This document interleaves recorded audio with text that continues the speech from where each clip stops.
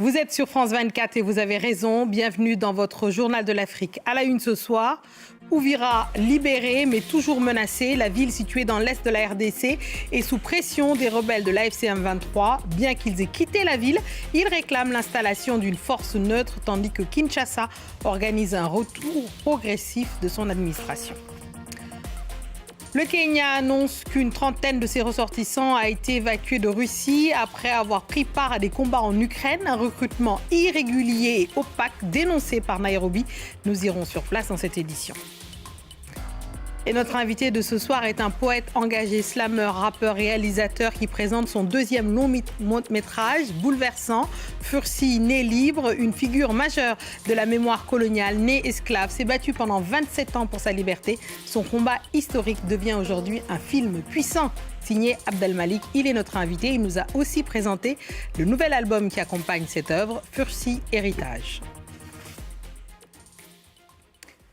On ouvre ce journal en allant dans l'est de la RDC où Uvira, les civils sont exposés à de graves risques d'abus. Si on en croit l'alerte lancée par le nouveau rapport de l'ONG Human Rights Watch, Uvira, c'est cette ville située au sud Kivu qui avait été prise par les rebelles l'AFC M23 mi-décembre.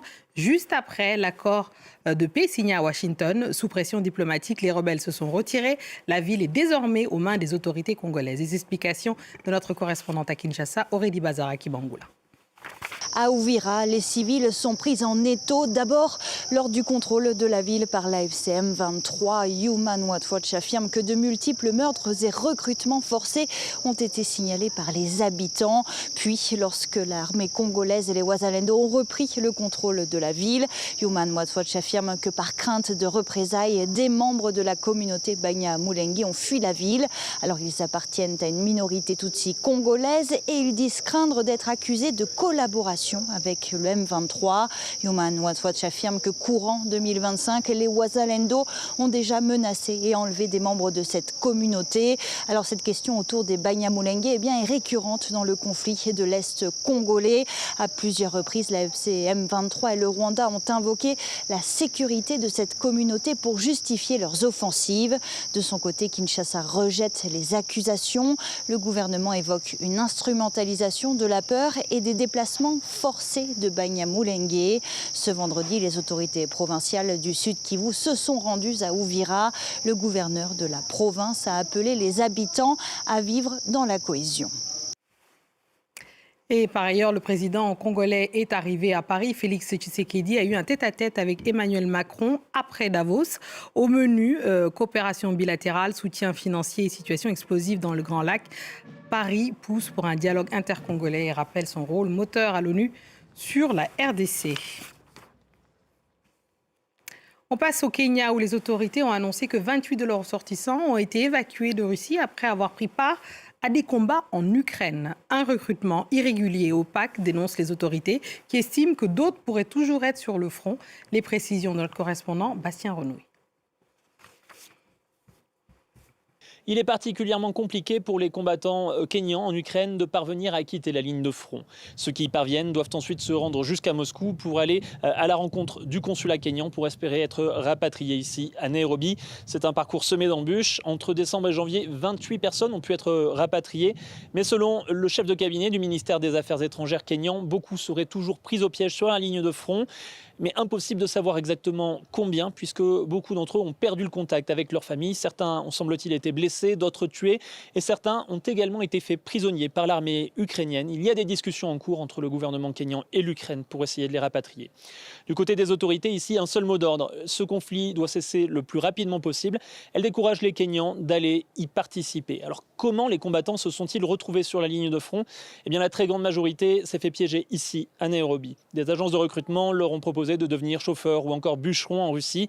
Et une fois arrivés sur place, ils se sont vus remettre des armes et ont dû partir sur la ligne de front. Et bien que leur cas soit particulièrement tragique, ce n'est pas une affaire isolée. Le gouvernement kényan encourage les citoyens à partir à l'étranger pour travailler, pour gagner de l'argent qu'ils pourront réinvestir ici au Kenya. Et récemment, ce sont des pays d'Asie qui ont défrayé la chronique, à savoir notamment la Birmanie ou encore le Cambodge. Des centaines de Kenyans ont été rapatriés et tous décrivaient des conditions de travail qui ressemblaient à de l'esclavage. Direction le Mozambique où des inondations ont causé d'importants dégâts. Les eaux montantes ont submergé des routes, des maisons et des écoles. Selon les Nations Unies, plus d'1 demi-million de personnes ont été touchées. Récit d'Emily Boy. Main dans la main et transportant leurs biens sur la tête, ces Mozambicains sont évacués de leur village par des hélicoptères de l'Afrique du Sud.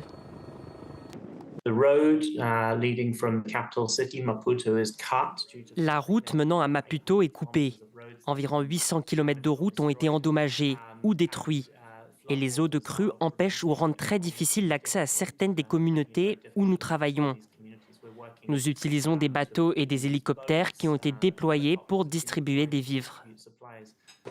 Après plusieurs semaines de pluies incessantes, plus de 620 000 personnes ont été touchées par les inondations au Mozambique.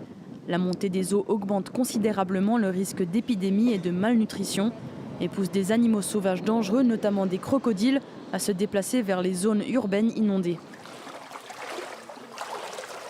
Ici, à Maputo, cet entrepreneur local a presque tout perdu depuis que les eaux ont englouti son magasin et sa maison.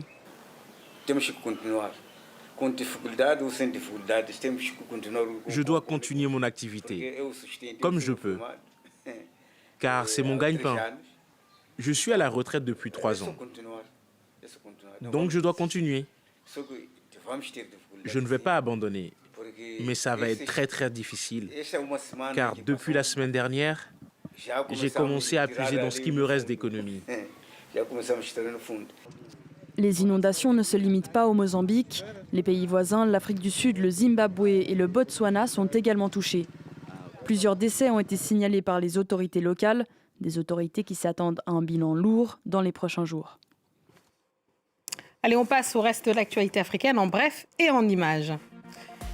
Rationnement inédit au Mali face à la pénurie d'essence persistante, un plein tous les 2 ou 3 jours selon le type de véhicule. Objectif affiché par les autorités, lutter contre le marché noir malgré les limites technologiques humaines du dispositif. Mais la mesure, jugée insuffisante par nombre de Maliens, suscite déjà exaspération et contournement. Pour beaucoup, cet aveu d'impuissance sonne comme une installation durable de la crise. En Ouganda, une semaine après la présidentielle officiellement remportée par le président sortant Yoweri Museveni, l'opposant Bobi Wine rejette les résultats. Dans un entretien accordé à nos confrères de RFI, il affirme être en fuite, évoque un climat de répression et dit disposer d'éléments sur les fraudes. Par ailleurs, l'état de santé préoccupant de Kizza Bisegoué alimente les inquiétudes. L'opposant de 69 ans, détenu depuis plus d'1 an, a été brièvement hospitalisé avant d'être reconduit en cellule. À Abidjan, Alassane Ouattara a tranché. Un nouveau gouvernement est en place, marqué par la montée en puissance de son frère, Téné Birahima Ouattara, dit photocopie pour sa ressemblance avec le président ivoirien.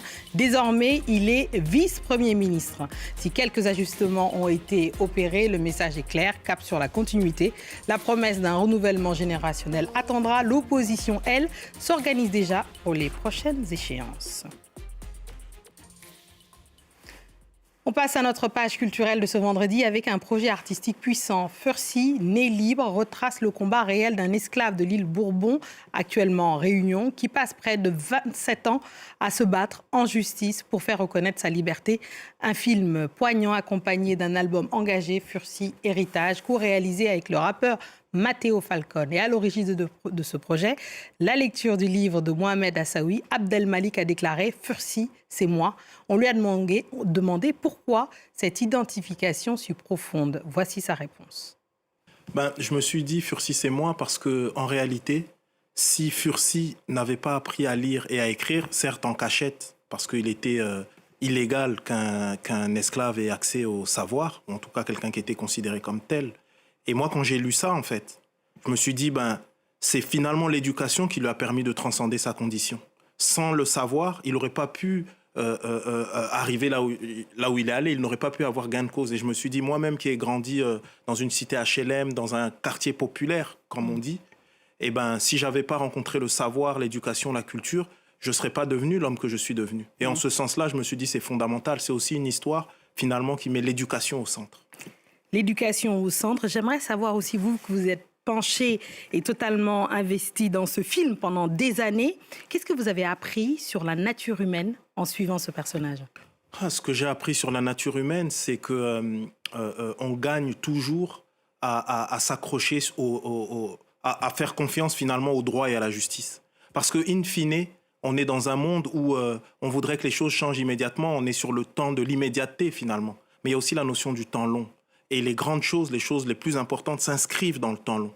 Et précisément, en faisant preuve comme ça de tenue intellectuelle et de retenue émotionnelle, ce qu'il a fait, c'est fabuleux. Et donc, il est exemplaire. Mais aussi, ça nous montre à quel point aussi, notamment quand on parle du Code noir, où l'homme noir, où l'esclave était considéré comme un meuble, donc moins qu'un animal, d'une certaine manière. Et ben, ça nous montre aussi à quel degré d'horreur l'être humain est capable d'aller. Donc, il y a ce combat perpétuel qu'on doit avoir pour lutter contre toutes les formes d'esclavage moderne, d'une certaine manière. Ce film à regarder est très difficile à certains endroits parce que, évidemment, il y a une dureté de l'histoire qui est réelle, c'est une histoire vraie. Je me demandais comment vous avez tenu, d'ailleurs, et je sais que vous avez eu une expérience de tournage qui était assez bouleversante. Racontez-nous. On a eu des moments.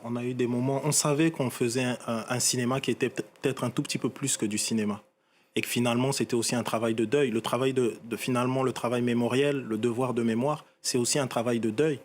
Nous autres, et moi-même, aux racines africaines, aux racines congolaises, l'idée des esprits, ça veut dire quelque chose.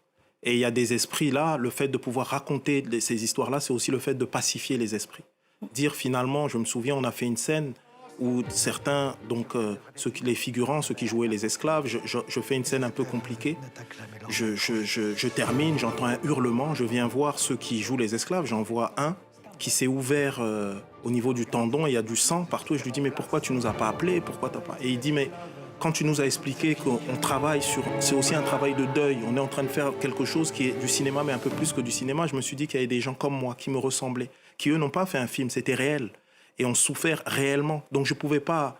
Et il dit ça, et on se met tous à pleurer. Et c'est ça, en fait. On a vécu une expérience qui était très, très forte, mais encore une fois, c'est une histoire qui nous concerne toutes, qui nous concerne tous. Et vous pourrez d'ailleurs retrouver l'intégralité de notre entretien sur notre chaîne WhatsApp et sur les réseaux sociaux avec Abdelmalik. Et donc, on se quitte d'ailleurs avec un morceau extrait de l'album Forcy Héritage, ça s'appelle Sine Qua Non. Je suis qu'un homme qui essaie de briser ses chaînes.